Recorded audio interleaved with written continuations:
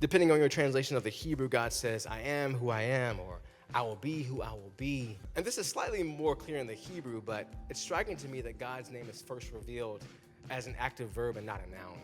In other words, God is not this static being off in the distance, but a God who is alive and who is at work. It's important to hear that God is an active God when your people have been in slavery for hundreds of years.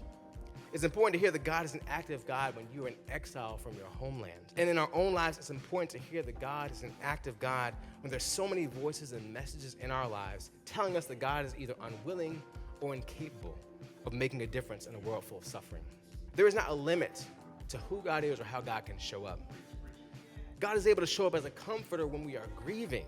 God is able to show up as a good father when we long for direction in our lives. There is no limit to who God can be or what God can do.